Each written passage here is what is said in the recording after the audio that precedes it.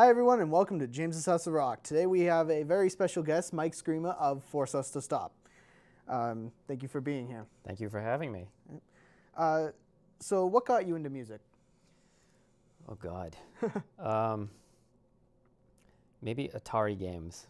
Atari? Yeah. All right. I know that's way before your time, but when I was a kid, I had a few Atari games, and maybe the music influenced me in that, but I remember specifically that my first songs were about those games. Like I literally wrote about them. So that kind of answered that question, but who would you say is your biggest influence? I might have to pick one from certain categories. All I right. think classically probably Bach, and rock-wise probably Faith No More. All right. And I just got into Celtic music recently, and Thomas Newman wrote the soundtrack to Road to Perdition, which is like amazing to me. So that's been influencing me a lot lately. So It's funny how influences can come from so many different yeah, genres and sources. And you can't sit there and expect where they're going to come from. They just kind of happen, and you have to be open to what is going on. Because a lot of people, the way they operate is, they get influenced at a young age, and then they say, this is what I like and what I'm into, and they get stuck the rest of their life, and it's like, crap. Definitely have to keep an open mind when it comes to that kind of thing. So when did you guys form? 2010. 2010. Yeah. Right. And actually, it was really just me asking my fellow teacher, Bassam Habal, I said, can you play guitar and bass on this song that I'm writing? And I played drums and sang. And that was the beginning, just two people. All right. So, well, as we've seen recently with all the introduction of musical technology, two people is an acceptable number for a band nowadays. I'm into some bands that are just two people, like Death from Above, 1979. They're like, something that I didn't expect, again, to be something that I really would like and get into, because they're like kind of one type of music. But one of their records, just from start to finish, is really good. So. Yeah. So are you guys signed, or are you working on an independent? Oh, I'm not even thinking about that stuff.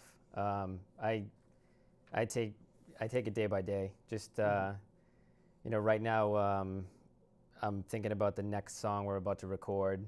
All right. I'm still trying to narrow it down to where we're going to record it, because I do a different studio each time too. And the Boston Arts Festival, I'm on the committee for that this year. So. All right. We may or may not play that. It's just they're trying to figure out a decibel level thing, and we're a loud band, so we might be too loud for that festival. But hey, if that's the reason you get off the bill, that's a pretty acceptable reason. Yeah. It'd be nice to play though. Yeah. So, are you the only member of the band? I'm the only writer, but not the only member lineup wise. I can't play guitar or bass for the life of me. It's just, I'm terrible. I never could either. Yeah, just stringed instruments in general, I can't do it all. But I need my fellow teachers who I work with at the schools where I teach. I just ask them, and I ask a different guy for every song, can you help me play on this particular tune? And I usually get a yes, so it works out. That certainly works out. Faculty's cool though, I like them, so. Yeah. So I noticed, or I've been on your Bandcamp page, and you have a few singles out. Are you planning a full album anytime soon?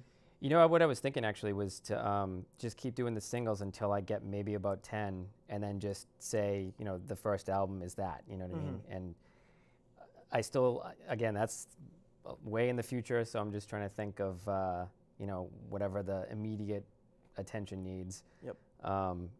And I know that the vinyl stuff is making a comeback, so maybe for the first time in my life put something on vinyl that I did, but I don't know. That would be awesome if you could get some I would love it too. It's vinyls just pressed. By the time it happens, we're talking I average a song a year probably, so. And it's really just because I got to save up the money for the studio, get the right people, get them demos, and then get in and do it. And it's going to take me probably until 2020 or later before I can get 10 full songs recorded. So some songs I actually have that they just never made it to the studio. Like I wrote stuff, and I was maybe gonna get a certain person, and then they had to like go on tour or something like that. Yep. And then it just kind of like was left hanging, and I was more interested in something newer that I was writing, so that kind of got like left in the dust. But songs like that might be played live, you know, if we get like a full set together. I mean, right now we're just doing shows like this. Like I want to play on the Steve Katzos show in Arlington. That's probably one of the bigger ones I want to go after. You know, in the meantime, like I said, it's just immediate stuff like this. Like I enjoy doing things like this because I know it's like, you know, helping out the project. So. Well, you've certainly found your way to the right show for your. Yeah, that's. I'm so glad I found like a rock show, you know, because like I said, all the other ones, they were great. I love the other ones I did, but they were just arts in general. So I'm glad that it's this for this show. So it's always hard for artists, but out of the songs you've released so far, could you pick a favorite? Out of the 4 that are on Bandcamp, yes. This song called Crossed Out. And I got this question from one of the other shows I was on, and I answered the same thing, and I told them it's really because it sort of defies the verse chorus format. It's a straight through type of song where it's always changing keys, and I just really like the feel of the song. It's just a constantly moving piece of music, and it's got ups and downs dynamically. You know, there's like a really soft part in the middle, and the outro is a soft part, but everything else is just sort of, you know, like kind of a constant chugging type of thing. So I really like that one a lot.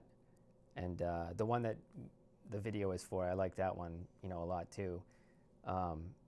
And if it wasn't for the fact that it was just kind of a typical verse chorus song, it would probably also be like a favorite of mine. But you know, well, it's always good to mix it up every once in a while with your song base, because you hear the same kind of format every time. Yeah, and honestly, to make a song that doesn't have the verse chorus format is hard. Like you need that in a lot of instances because it just won't sound right. It'll sound like too, I don't know, like PC or something, like just a bunch of pieces just kind of squashed together. But the verse chorus format is there for a helpful reason. I mean, you know, it makes sense to have it, but when you can get out of it, and it works, it's beautiful. Yeah. So it can always turn out very nicely.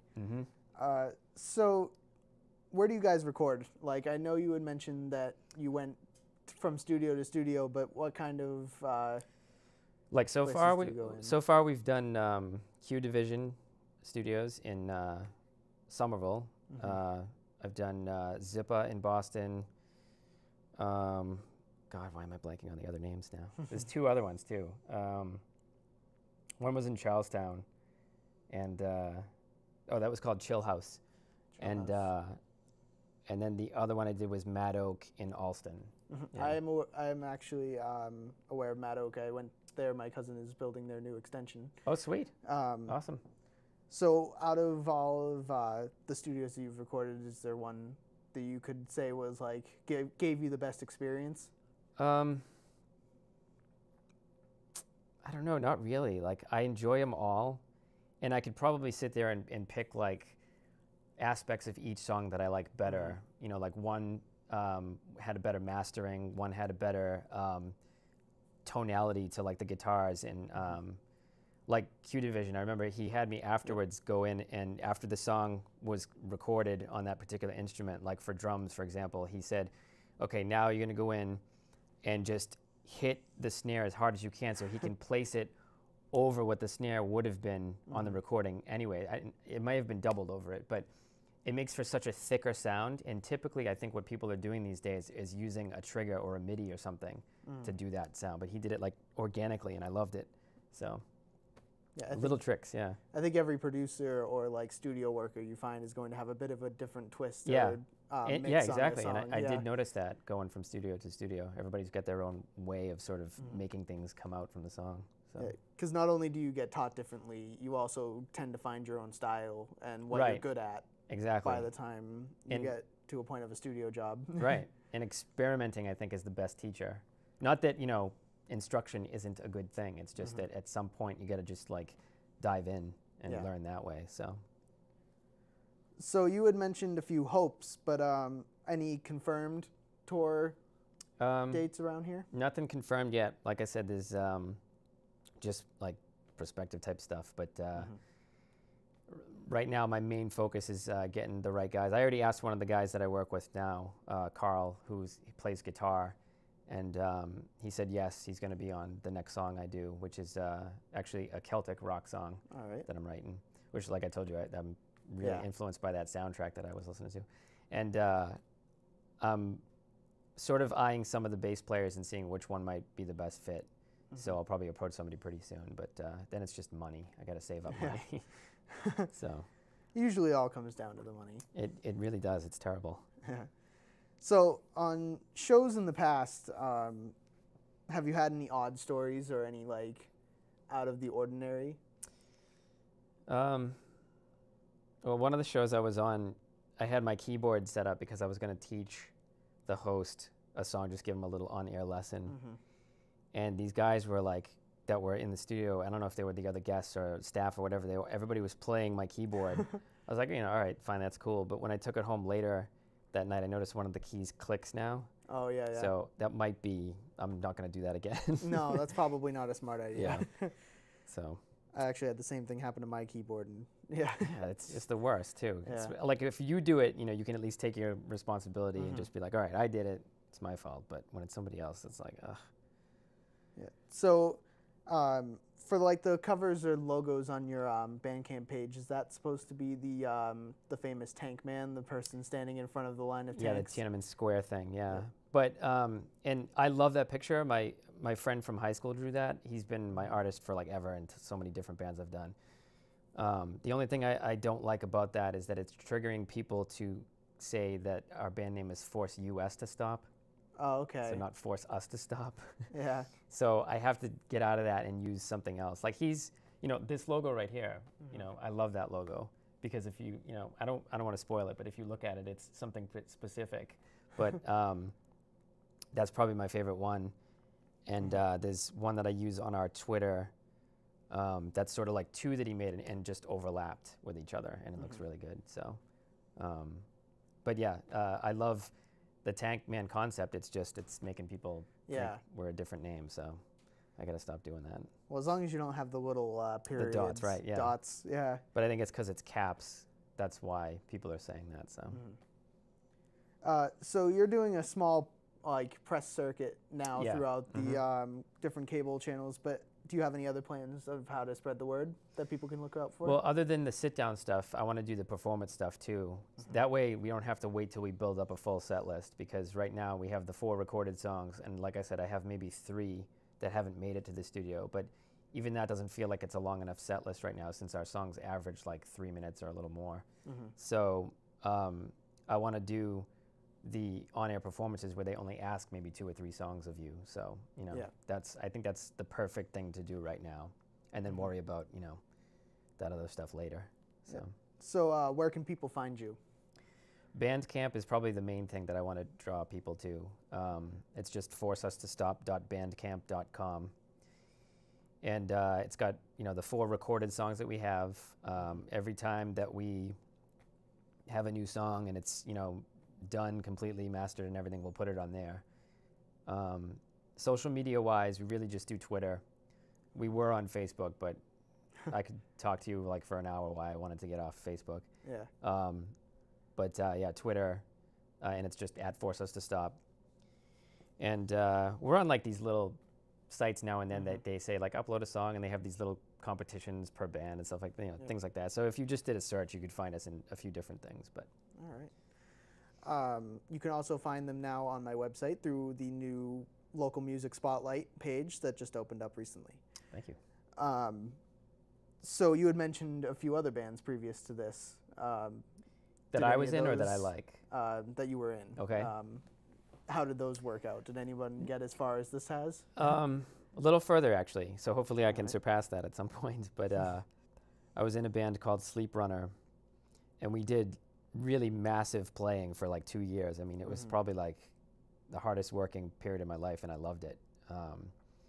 We ended up playing a lot of different clubs, like CBGB's in New York, the Paradise in Boston, Middle East Downstairs, bigger places like that. So it was pretty successful. And then, as always, it's the inner band turmoil that makes things go south. So But those 2 years were good, and I learned a lot too. So I liked my time in that, you know. So it was a good exercise. Yeah. Were there any others? Or Probably not. Like, yeah, it's probably not as sort of like hard hitting as that one, because that one just like I was only in that band for 2 years, and we were just constantly playing, and it was just great. And I want to get back to that someday, but you got to find the right guys too. So yeah, of course. So I understand you have a video to show us. Yes. For one of your songs.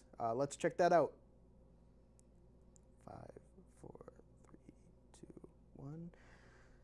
Well, that was a very nice looking video. Thank you. So was it hard to make the video?